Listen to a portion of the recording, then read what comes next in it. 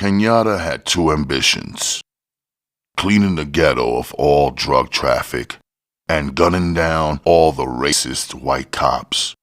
But a black and white detective team, Benson and Ryan, is on his tail and has discovered the location of his army's camp.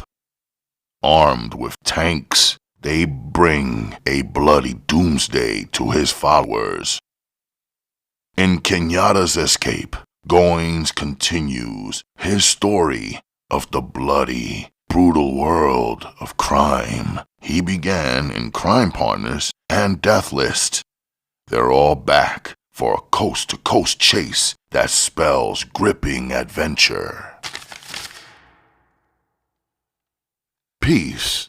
Welcome to Ralph Reads, brought to you by TURN, the United Ronin Networks. My name is Ralph Anthony Garcia, also known as R4, the legal, the loyal, the regal, the royal, Ronin Ralph, your master of ceremonies. Please like, share, comment, and subscribe. Tell a friend to tune in to TURN, the United Ronin Networks. Join the channel for a minimum of 99 cents per month for exclusive members-only content, here and only here on TURN, the United Ronin Networks. We are Ronin. On tonight's edition of Ralph Reads, I perform another storm in literary form with Al C. Clarke's Kenyatta's Escape. Hear ye, hear ye. I present to thee another Donald Goines miniseries. Clearly, this remains no short of intense. Let the reading commence. Chapter 7. Kenyatta kept his front wheel only a foot behind Joan's motorcycle. The roar of the bikes was loud, but none of the riders paid any attention to it. Most of them wondered what awaited them at the ranch, but Kenyatta wasn't worried about the ranch. He was thinking much further ahead than that. If he could only reach Los Angeles, he could make a connection with other members of his gang. He had people living in Los Angeles, members who had moved away from the Motor City, but who stayed hip to the organization. Some had left because it became too hot for them to stay. These were the ones who were dedicated. Joan was taking her time and trying to pick out the smoothest route through the darkened sandhills. The night was pitch black, and the riders were having trouble making out the bikes in front of them. Kenyatta noticed that Joan slowed her speed down slightly. He took the opportunity to slow a little and move behind Carol and Red. He noticed that Red was swaying. He couldn't tell if it was from the motion of the bike or because the wounded man was having a hard time holding on. Suddenly it happened. It seemed as if they hit a small ridge and the bike in front of them bounced, and Red toppled off.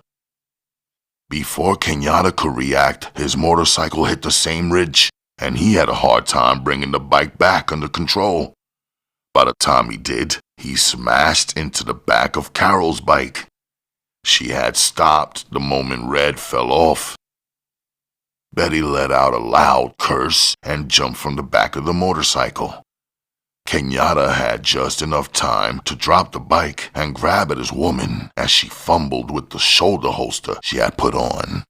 Her magnum hung up on her as she snatched wildly at it.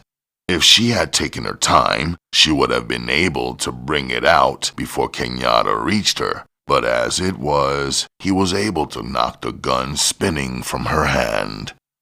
She cursed loudly, but now he was aroused. His temper flared, and without hesitation, he brought up his right hand and slapped her viciously across the mouth. Before she could react, he had slapped her again.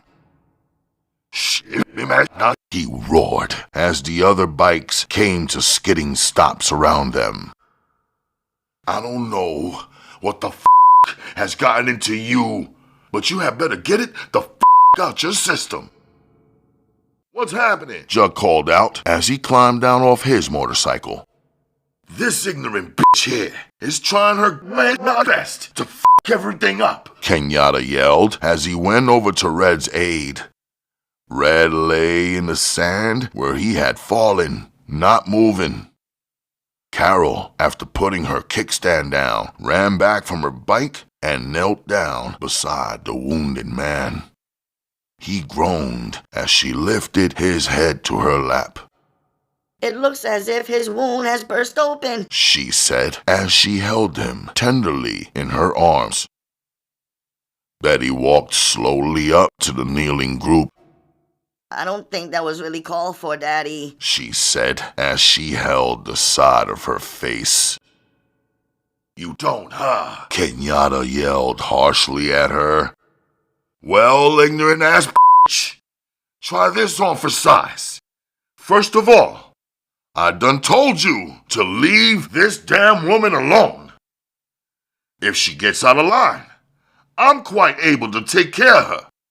But no, you gonna go ahead and act as if I ain't said nothing and blow the woman's damn brains out. And what the kicker is, you was gonna do it for nothing. Even after—" "I wasn't gonna do it for nothing," Betty said quickly, interrupting Kenyatta. "You saw the way she knocked Red off that bike, honey. I know you did. You couldn't possibly have missed it." For a second, Kenyatta was so mad that he couldn't reply. When he regained some sort of control, he stated, "What the are you talking about, woman? You better damn well believe I saw what happened. I saw her slow her bike down as she tried to pick the best route. And also, I saw what happened when she hit that ridge. We damn near flipped over ourselves when we hit it right behind her. So how the can you hold her responsible for that?" Before she could say anything else, Kenyatta continued, "It's so damn dark out here. I'm surprised she hasn't hit a deep ridge before this. But regardless of that shit, Betty, I've told you to be cool. Yet you wanted to shoot this woman, even though we need the hell out of her services. And," he added as he warmed up to his subject, "in your stupidity, you would put everybody's life in more danger than it already is by warning the people at the ranch that somebody near at hand has a motherfucking gun. Common sense would tell you that sound travels like out here, but you don't give a shit. Nah, hell no. It don't make one way or the motherfucking other. Just as long as you get your pound of flesh, I guess." "It wasn't like that, Daddy. Honestly," Betty pleaded. "I thought she had intentionally hit that huge bump and caused Red to fall off. So without thinking, I was gonna fix a little smart for her." Betty dropped her head in shame. She wasn't used to Kenyatta scolding her, and in front of other people, it was damn near unheard of. She knew at once that she had really been out of step for her man to come down on her so hard. Betty bit her lip until the blood ran as she tried to hold back the tears of shame. But no matter what she did, she couldn't control them. She glanced around and was thankful it was so dark. She prayed that no one had noticed. She turned her back on the crowd and walked back to her motorcycle. For a brief instant, Kenyatta almost called her back as he remembered the strong pills the doctor had given them for Red. But pills wouldn't do any good at the moment, he reflected. Red was out cold. "Man, not Ken," Jug said as he stepped up beside Kenyatta. Looks like Red is gonna cause us one of a problem. If he don't pull himself together, I don't know what we're gonna work out of when we get off this desert and in the city. Ish! People will be noticing us as it is. It's so many of us that we can't help but to draw attention wherever we go. Uh-huh, Kenyatta answered with stock reply. What you say makes sense, Chuck. But we ain't got to worry about that problem until we reach a city. Right now, we're over 100 miles away from one. Without really meaning to, Kenyatta had checked Jug, and did it coldly and harshly. His words had been like razor cuts, the tone of his voice revealing his anger. Jug realized at once that he had brought up a sore point with his leader, and quickly made his exit. Following Betty's example, he walked back to the bike he had ridden and climbed up on a seat and made himself comfortable. Kenyatta didn't want to face the facts, he reflected as he thought about the matter. Red was hurt and holding them back. The best thing they could do was to put a bullet in Red's head and keep on pushing. If they didn't, Red was going to be their downfall. Jug believed himself to be a dedicated member of the organization. But he couldn't see himself getting busted because one of the members was hurt and the rest of them were too chicken-hearted to put him out of their way. Well, he decided he'd play it by ear from here on out. But he wasn't planning on letting Red be the cause of his going to prison for life. He didn't try and fool himself. He knew that if they got busted, life in prison was what every one of them faced. Even the women. Not even the women would get out from under it with less than all day in prison. Working on him quietly, Carol was still able to see everything that went down. She also realized that the tall black man beside her had saved her life. A sensation that was more like a thrill ran through her when Kenyatta knelt down beside her. Just his nearness made her feel different. The man who she held in her lap didn't move her whatsoever, but the black man next to her was something else. She wondered what it would be like to lie in those black arms and let him hold her tightly with the bulging muscles that she couldn't help but notice. The man is a killer, she told herself, but it didn't do any good. For the first time in her life, she wanted a black man. Now she knew why the white women she had seen with black men did what they did. Before, she had always looked down her nose at them, but now she knew beyond a shadow of a doubt why. Just the thought of him holding her was enough for her to feel her legs getting wet. She could feel her twitching in desire. It was as though that part of her had a mind of its own. She let out a groan that Kenyatta mistook for a sound from Red. "So he's coming back around, huh?" Kenyatta asked quietly, his deep voice sounding manly in her ear. No, not really, Carol managed to say. Maybe it would be better if he stayed unconscious until we reached the ranch. It's just over the next sand dune, she stated in a shaky, husky voice. She turned and brushed against him as she pointed out the sand dune they would have to cross. Kenyatta couldn't help but inhale the sweet, smelling perfume she wore. It had a fragrance to it that was enticing. He found himself drawn to her.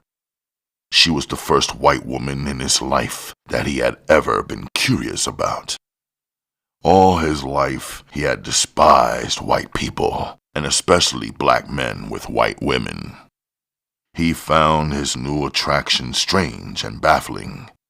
It wasn't like him, and to want a white woman sexually was really against his nature. But here he was, hoping she would lean against him again. When she didn't, he pretended to bend down and hold Red's hand, but he let his arm brush against her. He heard a tiny gasp from her and didn't know if it was from her fear or from the dislike of having another black man touch her. The second thought added anger to his reasoning, and he made up his mind, and he would surely touch her again when the opportunity presented itself. Then he would find out if she disliked the black man touching her so much that she had to moan. After a few more minutes of staying bent down over Red, Kenyatta realized that the man wasn't going to wake up for a while. He glanced up at the small crowd that was around them. "Hey, no wonder the guy can't come around. You get back to your bikes. That way he can get some air. As it is, with everybody crowded around, the man probably can't get his proper air." When Carol started to stand up, he put his hand on her arm and detained her. He waited until everybody had left except for Red's woman. Then he beckoned for her to kneel down. As Arlene dropped to her knees beside her man, Kenyatta stood up. He stepped behind Carol and raised her to her feet by her elbows. It was too dark for the rest of the group to see what he was doing, and Arlene was too busy fussing over her man to care. Using her elbows, he pulled Carol to her feet. Before he collected his wits about him and did what he wanted to do with her, she did it herself. When she came up, she leaned back against him, which was just what he was planning on forcing her to do. She seemed to lose her balance and mumble something about her feet having gone to sleep. Kenyatta held her close and smelled the top of her head. Her rather large ass rested right on his and he held her tightly in his arms. He could feel his manhood growing larger as it became harder. He pressed himself up as though his could bust through his pants and split open her white shorts. He felt like it could, as he wondered if his had ever gotten that hard before. Her breathing became ragged as she seemed to sag in his arms. For a brief moment, he just stood still and slowly ground his knee against her. It took all the willpower Kenyatta possessed to break the spell. Finally, he pushed her away from his embrace. "Your husband will get one hell of a surprise when all of us arrive back at the ranch, won't he?" Her laughter rang out sharply. Then she said loud enough for all the group to hear, "My husband got his surprise when he climbed aboard the airplane." The blonde-headed one was him. Kenyatta stared at the woman, shocked by her coldness. She had never bothered to inquire from any of them as to whether or not her man was dead. Yes, she had heard the 2 shots like everybody else on the ground, but that didn't mean that her husband was dead. He might have been wounded.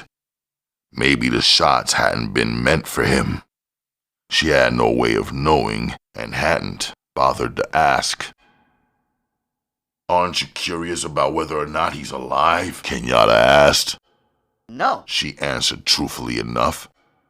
"From the way your people killed everybody else, I shouldn't think a pig-headed man like my husband would have had enough sense to keep himself from getting killed. He would have had to make some sort of stupid display, or it wouldn't be him. Since I heard the gunshots as soon as he entered the plane, I took it for granted that he tried to be the hero and got his reward. Am I right?" She waited patiently for his answer. If he had said anything other than what she hoped to hear, Carol would have been disappointed. These people had lifted a burden off her back, plus made her the owner of the ranch. Now all she had to do was survive, and she would be well off the rest of her life. Yes, you're definitely right about that. Your husband didn't waste any time getting himself killed, Kenyatta replied as he tried to study the woman in the dark. She was a cold broad. That was one thing he was sure of. Here her husband was just killed, yet she was more than willing to go to bed with the man who was really responsible for her husband's death. Maybe he decided she hated her man just that much. Kenyatta called out to Betty, "Honey, you ride the bike. I'm going with this wood. When she pulls up in the yard, I'm going to be so close to her that if she breathes wrong, I'll know about it." Kenyatta realized that the excuse he gave for riding with Carol was a long way from the real. He wanted to hold that white flesh in his arms once again, and he knew that before the night was out, he was going to bed her down, whether Betty liked it or not. Carol walked slowly toward her bike. They had to pass Betty, and she could feel the other woman's hatred for her as she went past. Betty's eyes looked as if they were glowing in the dark. She was so angry, but there was nothing she could do about it. Kenyatta had given the order, and that was that. She snatched the bike up that she was supposed to ride and started the motor. Betty revved the motorcycle 3 or 4 times as she waited for the white woman and her man to get on the bike in front of her. Betty felt for her weapon, then remembered that Kenyatta had taken it from her. "Honey," Betty called out in the dark, "don't you think I should have my weapon back now? Something might jump off at the ranch and I'll be needing it, and you might not have the time to toss it to me." Betty waited for him to hand her the gun. At first, Kenyatta started to give her the gun, but on second thought, he decided to hold it. "Nah, ain't nothing gonna go wrong at the ranch, woman, unless I give you the gun and you go shooting it off at the wrong time. I think the best thing I can do is to hold on to it until we have a little talk. You've been getting beside yourself, Betty, and it seems as if the time has come for me to put a little restraint on you." Each word that came out of his mouth was like a slap in her face. At first, she couldn't believe it. Then she sat on the bike dumbfounded until he finished speaking. Before she could even plead, he had moved on to another subject. "Arlene," Kenyatta called out. "Honey, I want you to stay here with Red until we get to the ranch. Then I'm gonna send somebody back with one of them doom buggies. That way, he won't be jarred to death, and we won't have to worry about busting his wound open. I couldn't leave him back at the plane, but now we're far enough ahead of the people from the plane so you don't have to worry. The ranch is just over the next hill, so it shouldn't take more than 20 or 30 minutes before we get back." Suddenly, Kenyatta turned on Betty. "You park that bike and stay and keep her company here," he said, and reached in his belt and removed the gun from under it. "You make sure you don't shoot this motherfucking thing unless you have to. Don't fire for any reason unless you believe we have reached the ranch." Kenyatta stood beside the bike and stared out into the darkness. He couldn't really see the people he talked to, nor could they see him, but his voice carried the authority they were used to hearing. "Chuck, pull your bike up here beside me. When we hit that ranch yard, I want you right next to me." Everybody listening couldn't help but to believe that was the only thing Kenyatta had on his mind, to take the ranch without losing any more of his people. Betty, listening in the dark, felt ashamed. She had let her man down with her silly jealousy. Here he was, worried about how to knock off the ranch house, and all she could think about was killing the white woman, because she believed the white woman wanted her man. In all the years she had known Kenyatta, she had never known him to even glance back at a white woman. So why should she come up with her silly jealousy? Even as dark as I am, people would be able to see me blush. She was sure her face was lit up with shame. She thanked her gods for blessing her with the darkness of night so that no one could see her shame. Okay, honey, Betty said softly. but you be sure to be careful here. She called out. As Kenyatta glanced in the darkness toward where his woman was supposed to be, he felt a stab of shame. This was the first time he had ever cheated on her, and he wasn't proud of himself for doing it. Don't worry, baby, he called back. And I'll be sending that doom buggy for you as soon as we got everything taken care of down there. You hear? Before she could answer, he ordered Carol to start the motor up. Whatever Betty said went unheard, because the roar of Carol's motorcycle drowned out her voice. Kenyatta sat up close on the seat, causing Carol to almost sit in his lap. She pulled away with a jerk. Then they were on their way across the sand. As she drove, Kenyatta held her tightly in his arms. He reached around and felt for the front of the very brief shorts she wore. His inquiring fingers found the buttons, and he quickly unbuttoned them. He ran his gnarled fingers around inside her neck and was surprised at the softness of the hairs on Carol's p. It was the first time he had ever felt a white woman, and it came as a shock. The hair felt like soft silk to him. He inserted his finger without sneering it, and Carol let out a groan and damn near let the motorcycle get out of control. She couldn't stand his finger out. It was too much. Jug was driving his bike right behind them and wondered what the hell was going on. As soon as they topped the hill, Kenyatta pulled his hand away and glared seriously down at the sleeping ranch house. There were only a few lights on. Kenyatta yelled in Carol's ear, "Do you think everybody down there's asleep?" At first, she shook her head. Then she yelled over the noise of the motor, No way! They saw the plane come down and decided to wait until we got back to find out what happened. As they came roaring down the hill, her words came true.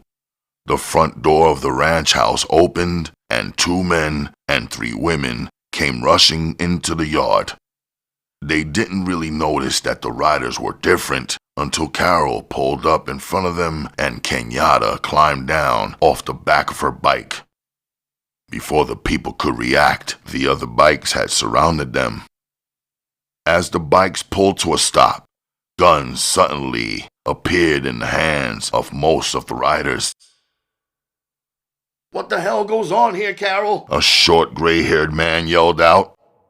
Oh, Bill! Joan cried as she leapt from her bike and ran to the man. These awful people killed Tony and the rest of them!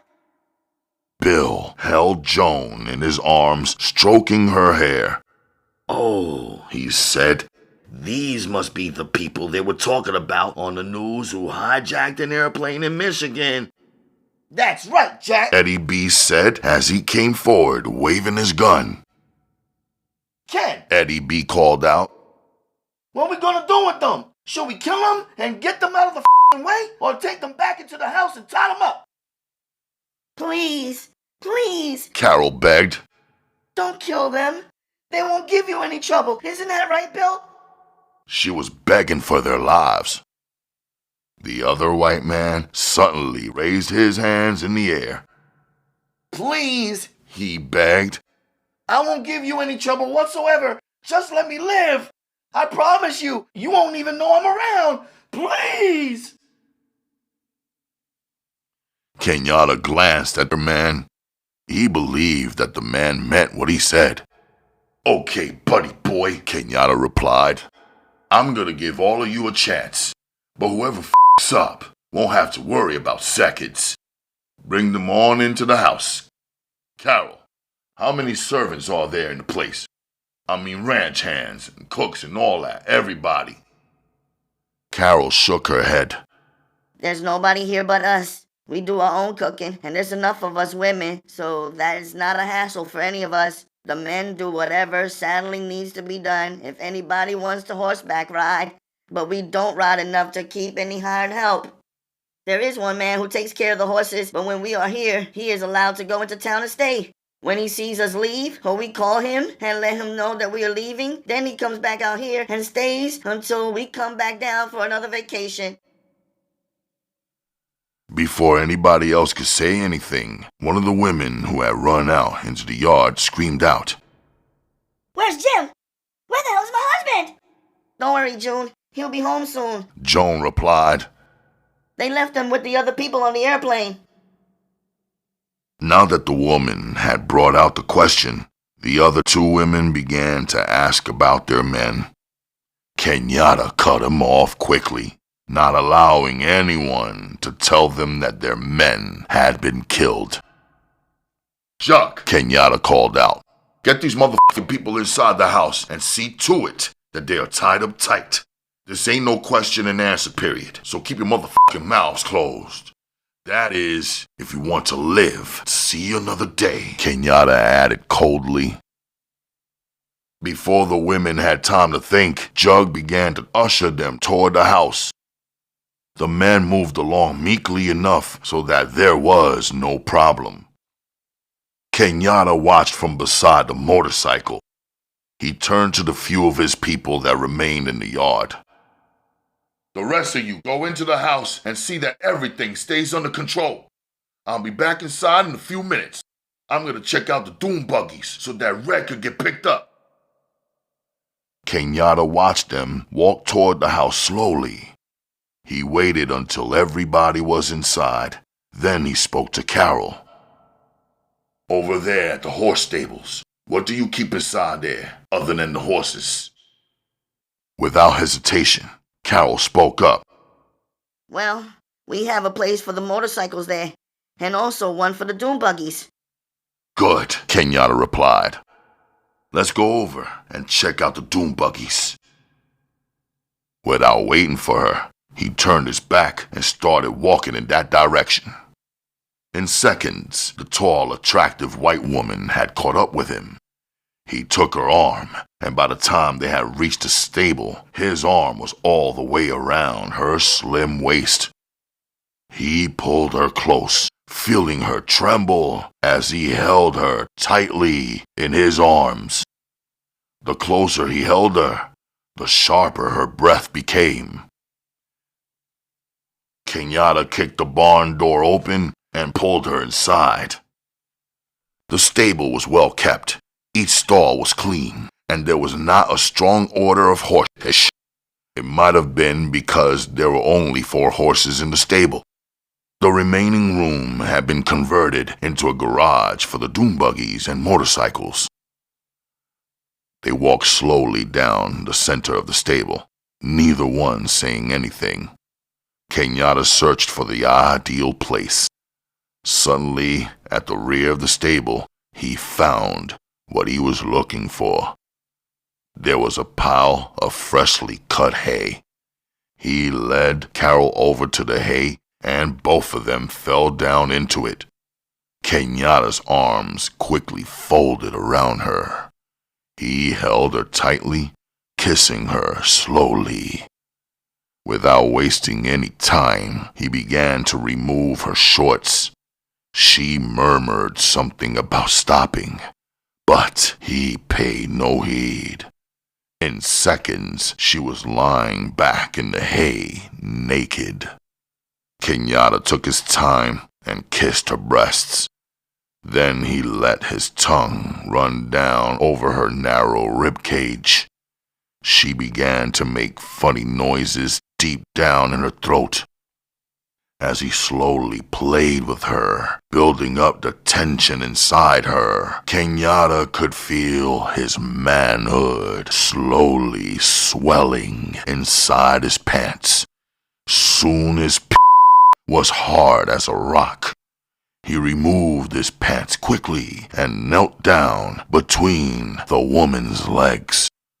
Carol opened them widely as she put her arms across her face, almost as though afraid to look. Suddenly, she could feel his weight on top of her as he stretched out on her prone body. At first, she hadn't meant to make any noise, but as she felt him begin to pierce at her, she cried out in pain. Please, she cried. I don't think I could take you. It's too large. At the sound of her voice, Kenyatta only laughed. He knew he was extra large, and he also knew he was going to enjoy it. Her sharp cries of pain quickly reversed themselves until she was moaning from pleasure. It wasn't long before Kenyatta found himself caught up in the act. He was soaring higher and higher from a feeling of euphoria. Soon he couldn't contain himself and he exploded. Her scream of contentment rang out alongside of his own. They held each other in a bear hug as Kenyatta found himself going off her snit again and again. A few minutes later, after they had cleaned themselves up, Carol found herself staring at the tall black man in fascination. Never before in her life had a man made her feel the way he had just done. It was something out of a dream. She had never believed it could be true. Sex to her had become a weapon that she used on the men who came into her life. Now, she found herself on the other side of the coin. As she stood up, she could feel her legs shaking. "Hey," Kenyatta called out from over the parked doom buggies that he was closely examining. "I believe this should do the trick," he said, his mind back on business. "Where do you keep the keys for these toys?" You don't have to worry about a key, Carol answered as she walked over to him. She found herself fighting down the urge to put her hands on the tall man. The switches on the doom buggies have been fixed so that they run without keys. "Good," he replied and climbed in. "Open up the barn door for me." She stared at him closely for a second. It seemed as if he had completely forgotten about the incident between them. She couldn't believe he had put it out of his memory that fast. Kenyatta watched her walk slowly back to the door and begin opening both of them. He had to shake his head. It had been quite a while since a woman had made him feel like that. Even though Betty was an excellent bed partner, they had been together so long that he knew each sound she was going to make before she ever made it. Something new never hurt, he reflected. Then he smiled to himself. These white broads did have a little something going on for them after all. As soon as both doors were open, he put the thought out of his mind and slipped the doom buggy into gear. He had a lot of things to take care of, and none of them could wait. After backing out of the stable, Kenyatta beckoned for Carol. "Come along, baby. You had better show me the way back. I don't want to take any chances on getting lost out there in this damn desert." She came over and climbed into the buggy. Kenyatta started back out the way they came. The only thing moving on the desert, it seemed, was them. The stars blazed down brightly as the moon shone silvery fingers all along the sand. The late evening air was chilly. There was no top, only iron bars welded over them. The large tires made it easy driving through the dunes, and in a matter of minutes, they were pulling up beside Betty, Arlene, and Red.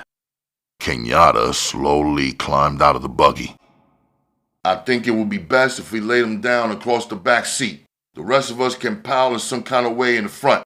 At least out here, we won't have to worry about getting a ticket for riding 4 in front."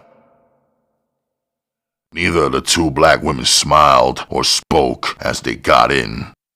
Betty rolled her eyes at the white woman, but didn't make any more comments. Arlene helped Kenyatta settle Red in the rear of the car, then found a place in the front.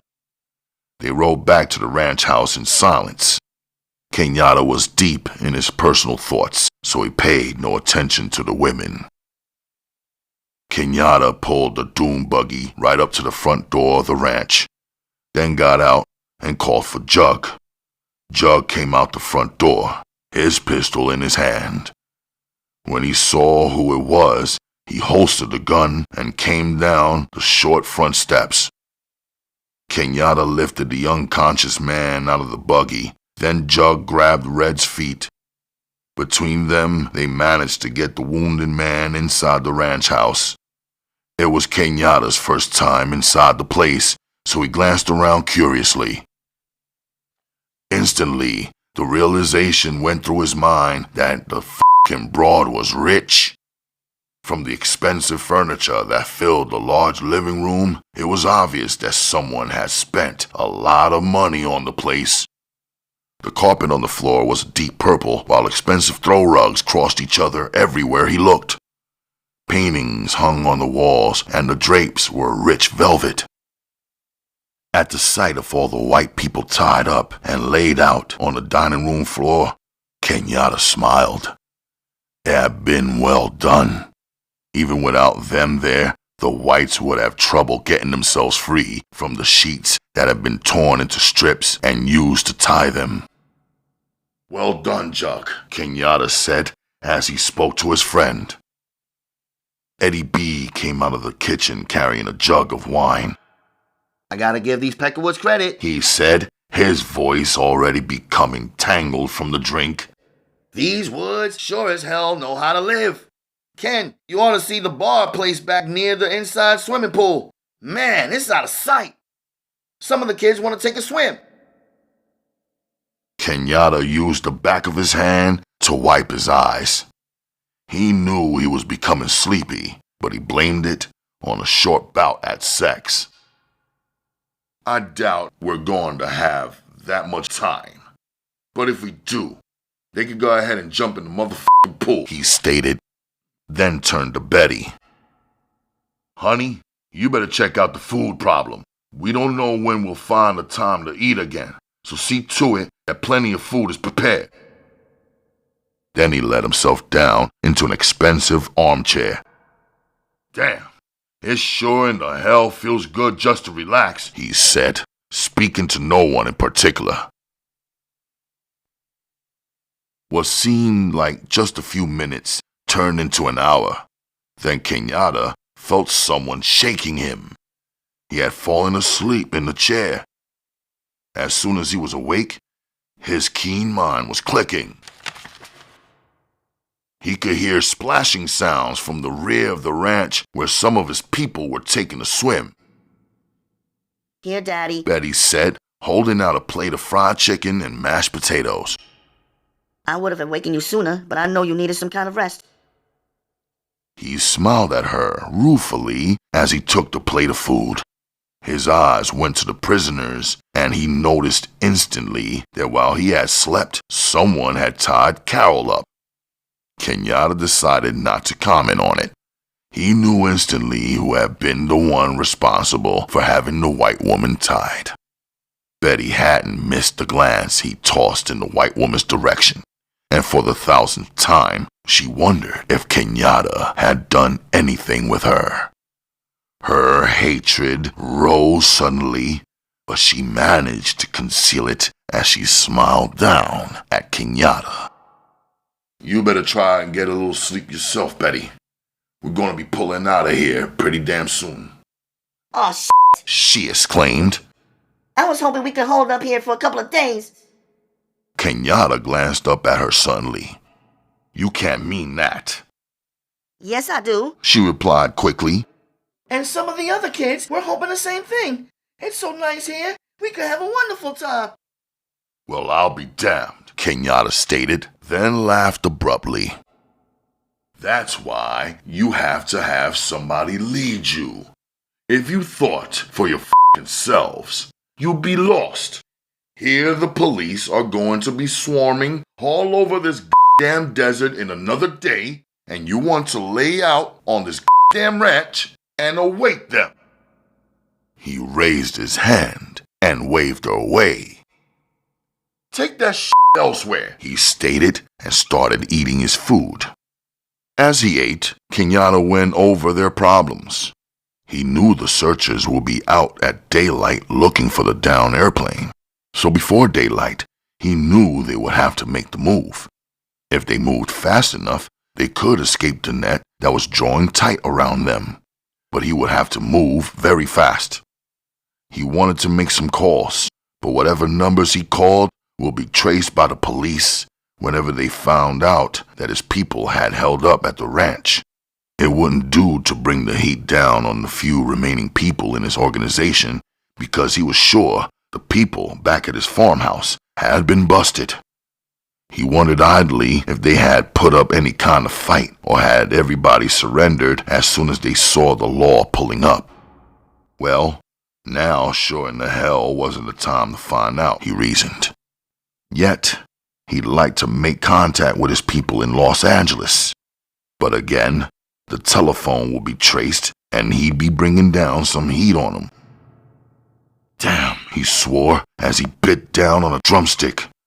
What the f*** was he gonna do? He listened to the sounds of glee coming from the pool and wondered how they could relax so damn easy. "How about loosening up this damn sheet?" Carol called out to him. He glanced over at her and got up. Kenyatta knelt down beside her and noticed at once that her hands had been tied extra tight. He frowned at the sight of her white, bloodless hands, then quickly released her from her bonds. Carol stood on shaky legs. "Thanks. I don't think I've ever been so glad to get out of something." Kenyatta only nodded and walked back to his chair. He beckoned for her to follow him. When she had seated herself across from him, he began to speak.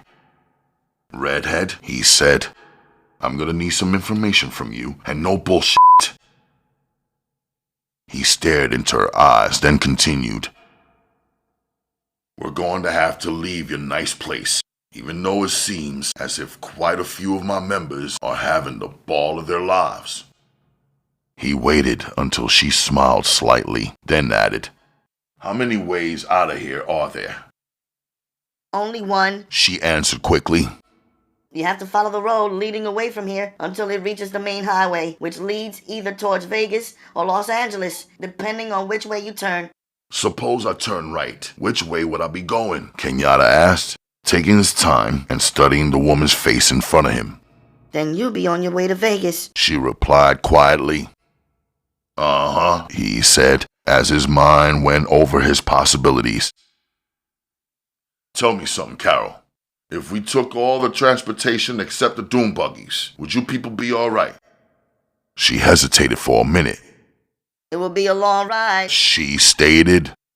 "but we could make it out with the buggies, or we could call on the telephone and have a private airplane pick us up." "Yeah, I guess you could," he stated as he rubbed his chin. "Jump!" Kenyatta called out sharply, then waited a few seconds until the man appeared. Jug was wearing a pair of short blue jeans with the legs cut out. He had been using them to swim in. Water dripped from his body onto the floor as he walked over to where Kenyatta sat. "What's up, baby?" he inquired as he came up to the couple. For some reason, almost all the members were leaving Kenyatta alone. "How's Red coming along?" Kenyatta asked. Jug shook his head. "The guy's come to a few times, so we dumped some of them pills into him, and he's gone back to sleep." Jug hesitated, then added, "I don't know how he'll be when we start traveling, but so far, he looks good." Jug raised his hands, then let them fall. "You dig where I'm coming from, Ken? The man ain't got no damn fever, nor is he raving. None of that kind of ish. You never can tell about gunshots. Some guys go out of their mind from the pain and that kind of ish. But so far, Red seems to be holding up real good." "Uh-huh," Kenyatta replied, then added, "I want you to see to it that all the f***ing telephones or any other form of communication that they have around here is destroyed. Not later, but right f***ing now. Get the rest of the group on the case also. Have them be sure and search for one of those private walkie-talkies or whatever they call them. Anything that they could reach the outside with, get the f*** rid of them." "Yeah, man, I dig where you're coming from, but there might be an easier way than that," he added, waiting on Kenyatta's reply. "Yeah, Jug? And what would that be?" Kenyatta asked quietly, already knowing what the answer would be. "Well," Jug began, not really liking the frown his leader had on his face. For some reason, Kenyatta had taken a liking to the white girl. Jug was reluctant to speak in front of her. "F*** her," he said to himself, then patted the gun on his hip. "A few well-placed bullets, Kenyatta, and these won't be telling nobody which way we went." Kenyatta glanced at the white woman and noticed that she was trembling visibly. He decided to quickly put her mind at rest.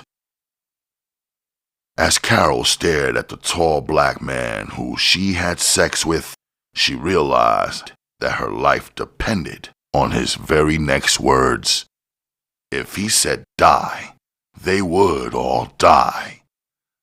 The whites lying in the dining room had overheard the conversation, and all of them waited with fear for Kenyatta's answer.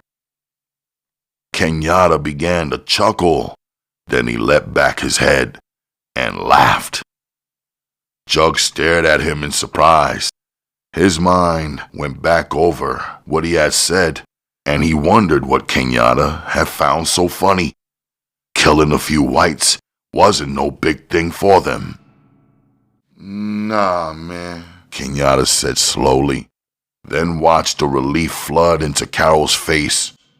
"It will be useless murder, man.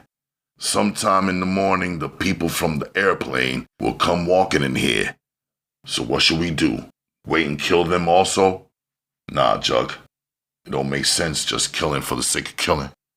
If these people had given us any trouble, well then maybe we could have took them out of it. But they ain't did nothing to hurt us.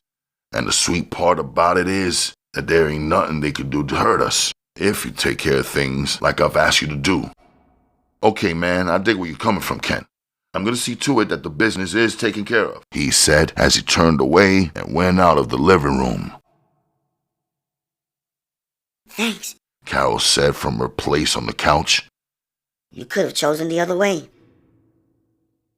He glanced at her coldly. "I chose the way I did, Carol, because it was the best thing for me to do.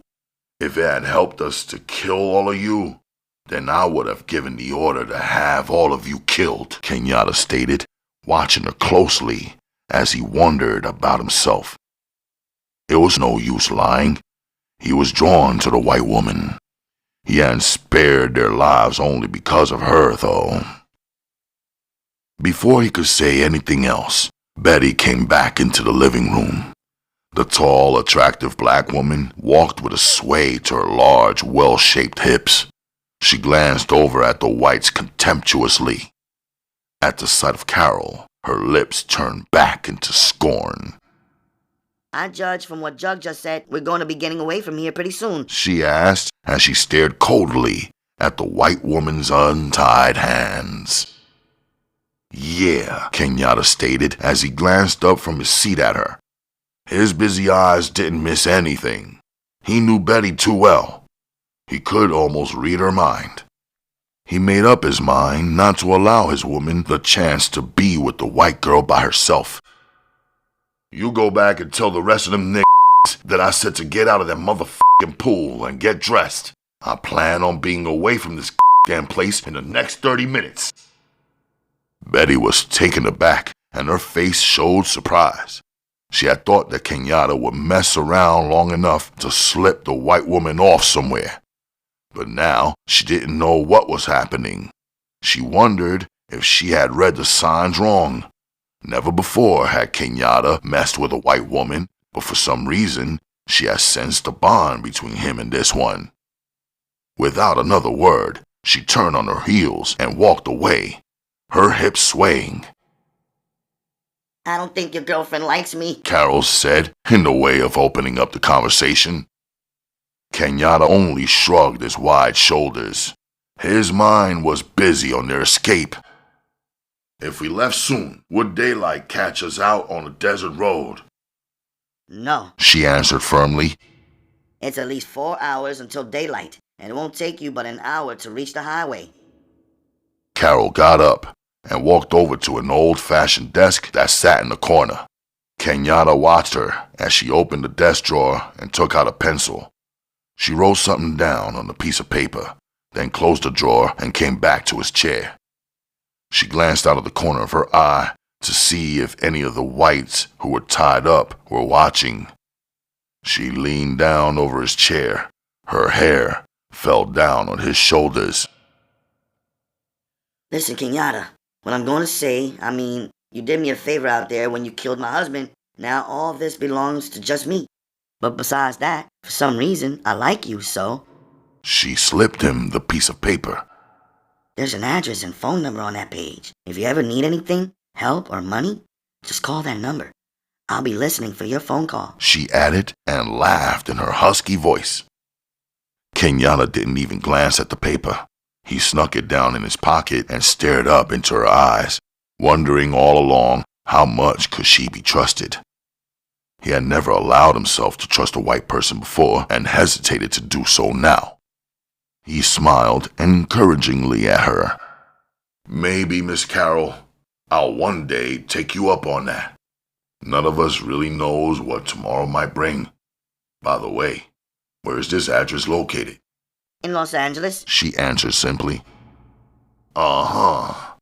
I don't know what gives you the idea I'm going there instead of to Las Vegas. But in case I should get out to sunny California, I'll make it a point to give you a ring. Carol nodded her head and returned to her seat. She had barely sat down when Betty came in, followed by Eddie B. and his woman. Eddie B. was almost drunk, and his woman wasn't any better off. Kenyatta glanced at them, his anger growing. Take them drinks and dump their f***ing heads in some water, Betty. See to it that they're ready to ride in 10 more minutes. Kenyatta stood up, his eyes blazing. Eddie B., I ain't gonna tell you but one more time, you f*** around and let that shit f*** you up when I need you again. And God will bless you. And Diggs will dress you, boy, and I mean every word. Before Eddie B. could say too many more words and get Kenyatta really riled, Betty had him and his woman back out of Kenyatta's sight. Jug came in, smiling. Hey, man, it ain't no way for these people to reach the outside now. They had a short wave set, but it won't work again, no matter who the f*** works on it. Good, Kenyatta stated. Have your people get some water containers. Then be ready to leave in the next 8 minutes, Kenyatta ordered sharply. Kenyatta glanced at his watch. His small group was almost ready to leave. He sent Jug outside to get the 2 cars they needed to travel in. The women came out of the rear of the ranch house, carrying Red between them. He was managing to walk with their help. A short snub-nosed revolver hung from his shoulder holster. Kenyatta grinned at him. Well, baby, looks like you're gonna make it. He turned to the tall, red-headed white woman. Carol, ain't no use me retying you. You could cut your friends loose in a few minutes. Just don't let any of them try leaving anytime soon. The doom buggies have all been worked over, but one of them shouldn't take more than an hour to put back together, so you people won't have it too bad. As soon as daylight comes, you'll be getting a lot of company from the passengers from the airplane." He took one more glance at the tied whites and turned his back and started for the door. He stooped in the doorway and glanced back at the red-headed woman. "Who knows," Kenyatta said, his parting shot. "Maybe one day we'll meet again." He laughed, and with that laugh, he left behind him a white woman who would spend many sleepless nights thinking about the tall black man who had come into her life so suddenly, only to disappear after leaving his mark on her. As Carol rushed to the window for one more look at the black man who had so badly upset her, she heard the motors of 2 cars roar to life. She was in time to see the rear lights of the Cadillac and the Buick convertible leaving the ranch yard as they turned onto the dirt road that led to the highway.